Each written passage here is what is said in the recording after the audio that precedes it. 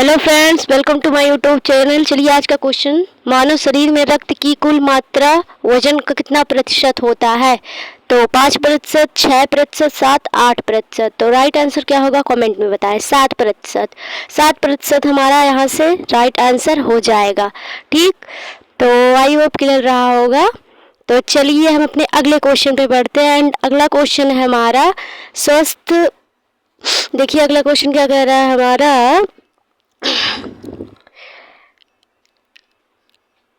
दोस्तों एक मिनट।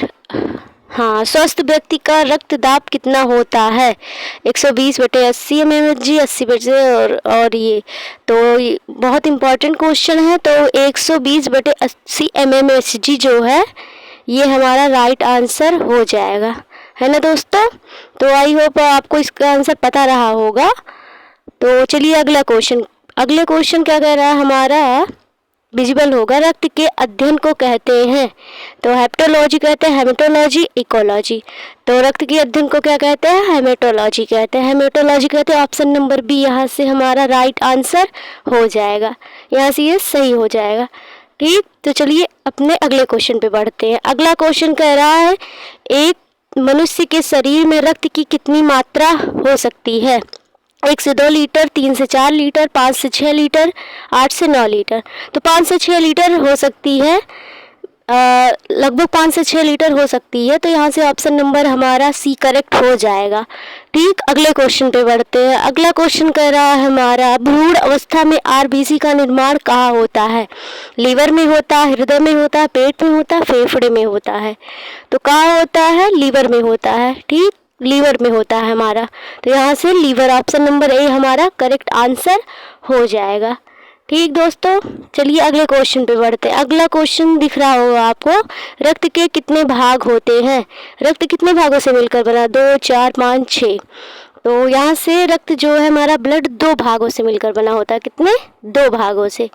ठीक, तो 2 यहाँ से इसका राइट आंसर हो जाएगा, 2 हो जाएगा। अगला क्वेश्चन दिख रहा होगा आपको, क्या कह रहा है अगला क्वेश्चन हमारा, मानव शरीर में किसी ब्लड बैंक ऑफ आरबीसी ये कह रहा है कहा जाता है? प्लीहा, लीवर, आंत, हृदय। तो फिर हमारा यहाँ से ऑप्शन नंबर जो हमारा ए है, यानी कि जो प्लीहा है, ये हमारा यहाँ से राइट आंसर हो जाएगा, है ना दोस्तों। ऑप्शन नंबर 1 करेक्ट हो जाएगा। इसको इंग्लिश में स्प्लीन बोलते हैं। क्या बोलते हैं? स्प्लीन बोलते हैं। ठीक, तो अगले क्वेश्चन पे बढ़ते हैं। अगला क्वेश्चन क्या कह रहा है हमारा, अगला क्वेश्चन कह रहा है, रक्त में 1 ग्राम हीमोग्लोबिन द्वारा कितनी ऑक्सीजन का परिवहन किया जाता है? 20 ml का, 1.34 का, 4 ml या 2 ml? तो 1.34 ml हमारा जो है राइट आंसर हो जाएगा। ठीक दोस्तों, ऑप्शन बी यहाँ से करेक्ट आंसर हो जाएगा। तो आई होप आपको इन सब का आंसर पता होगा। अगला क्वेश्चन क्या कह रहा है हमारा, अगला क्वेश्चन देखिए दोस्तों, कह रहा है हमारा, पेन लेते हैं, साइज बड़ा करते हैं फिर बताते हैं आपको। अगला क्वेश्चन, हिस्टामिन को कुचलने वाली कोशिकाएं हैं तो कौन सी है? यहाँ मास्ट कोशिका, फाइब्रोसिस और फेगोसाइट्स।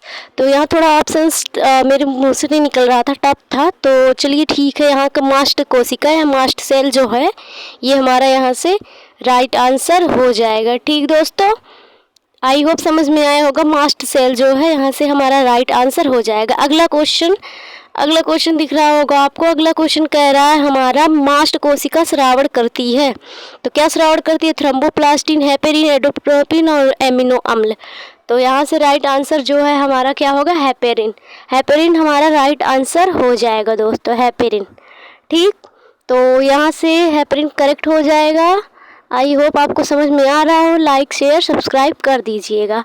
चलिए अगला क्वेश्चन है हमारा, अगला क्वेश्चन हेपरिन है एक। हेपरिन एक क्या है? पेप्टो लिपिड है और प्रोटियोग्लाइकॉन। तो यहाँ से प्रोटियोग्लाइकॉन जो है ऑप्शन नंबर सी हमारा करेक्ट आंसर हो जाएगा। ठीक दोस्तों, तो अगले क्वेश्चन पे बढ़े हैं अपने। अगला क्वेश्चन क्या है हमारा, रक्त प्लाज्मा में कोलाइडल ऑस्मोटिक दबाव मुख्य रूप से किसके कारण होता है? यानी colloidal osmotic pressure, albumin, globulin, fibrinogen और सोडियम क्लोराइड। तो यहाँ से क्या आंसर हो जाएगा राइट हमारा? जो कोलॉइडल ऑस्मोटिक प्रेशर होता है वो क्या होता है हमारा? इसको इंग्लिश में ऑस्मोटिक प्रेशर कहते हैं, ठीक, ऑस्मोटिक दबाव जो लिखा है। तो ये ठीक है। तो यहाँ से ऑप्शंस में करेक्ट होगा एल्बुमिन। एल्बुमिन जो है हमारा करेक्ट आंसर हो जाएगा, ठीक। अगला क्वेश्चन क्या कह रहा है हमारा? कशेरुक के हृदय यानी पेसमेकर जो है, हार्ट का पेसमेकर में गति निर्माता है। तो पेसमेकर किसे कहते हैं ये बताना है इसको।